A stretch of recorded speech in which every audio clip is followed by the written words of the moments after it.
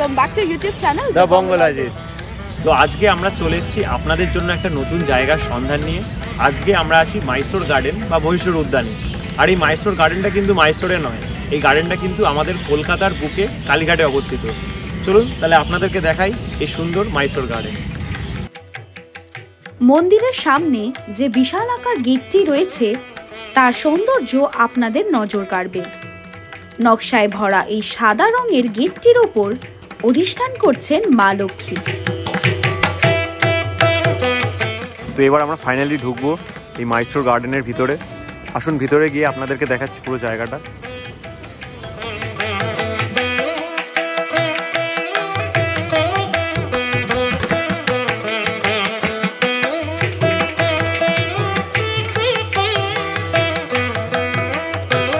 Gate থেকে ঢুকেই দুদিকে কিন্তু বাগান, এবং বাগানের মধ্যে ফুল আম সব হয়ে রয়েছে।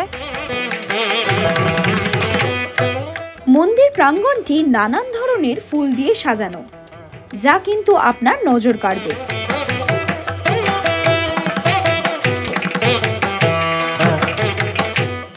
মন্দির প্রাঙ্গণটি যে পাঁচিল দিয়ে ঘেরা, সেই পাঁচিলের গায়ে প্রাচীন কলকাতাকে খুব সুন্দর করে ফুটিয়ে তোলা হয়েছে।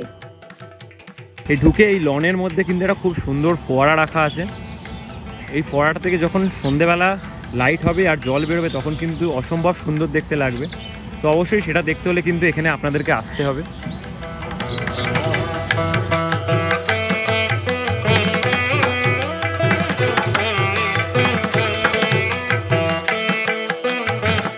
এই বিষ্ণু মন্দিরের পাশেই কিন্তু আরও দুটো মন্দির আছে।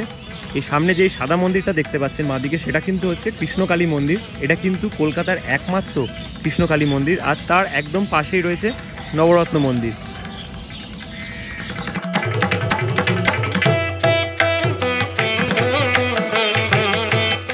কর্ণাটকী স্থাপত্যের আদলে তৈরি এই মন্দিরটি বেলে পাথর দ্বারা নির্মিত। সম্পূর্ণ মন্দিরটি এক রং অর্থাৎ সাদা রঙেই করা। মন্দিরের নিচে রয়েছে অনেকগুলি পিলার, আর মন্দিরের উপরের দিকে বিভিন্ন নকশা করা। তাছাড়া রয়েছে কোষ্ঠী পাথরের তৈরি বিষ্ণুর বিভিন্ন অবতার ও বাহন গরুড়ের মূর্তি।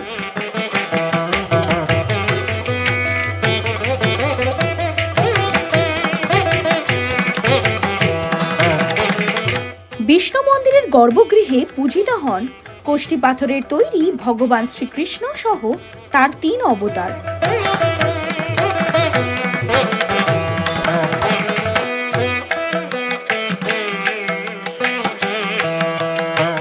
বিষ্ণু মন্দিরের ঠিক বাইরেই আছে একটি সুন্দর শিব মন্দির, যেটা ত্রিপুরার এক রাজা তৈরি করেছিলেন বলে মানা হয়। আপনাদের জানিয়ে রাখি, মন্দির কিন্তু খোলা থাকে সকাল 6টা থেকে দুপুর 1টা অবধি, আর আবার খোলে হলো বিকেল 4টে থেকে রাত 8টা অবধি।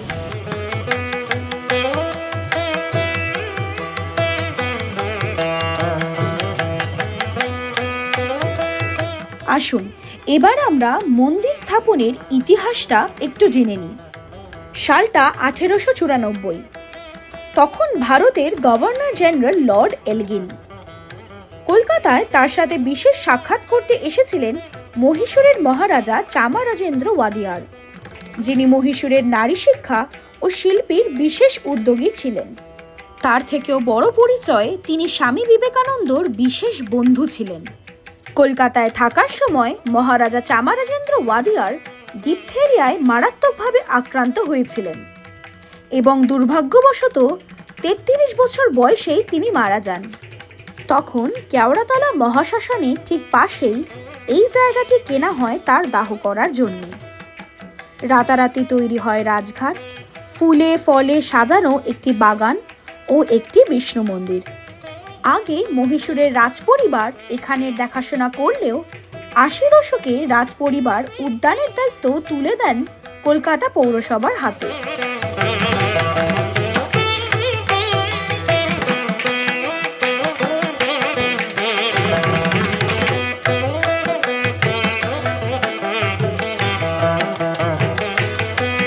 মন্দিরে যাওয়ার জন্য কিন্তু কালীঘাট মেট্রো স্টেশনের গেট নাম্বার 8 থেকে বেরিয়েই এই ফুটপাথ ধরে সোজা হেঁটে গেলেই কিন্তু চেতলা ব্রিজের বাঁদিকে গেলেই কিন্তু মন্দির।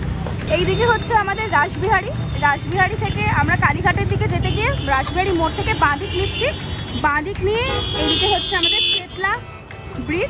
চেতলা ব্রিজের গায়ে রয়েছে হচ্ছে দেশবন্ধু চিত্তরঞ্জন পার্ক, তার ঠিক গায়ে আমাদের মন্দিরটা কিন্তু অবস্থিত।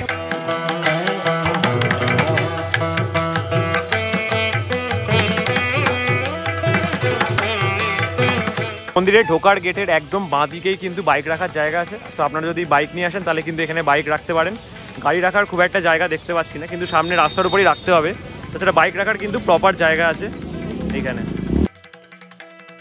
ভিডিওটা ভালো লেগে থাকলে অবশ্যই লাইক করবেন, শেয়ার করবেন আর সাবস্ক্রাইব করতে কিন্তু ভুলবেন না।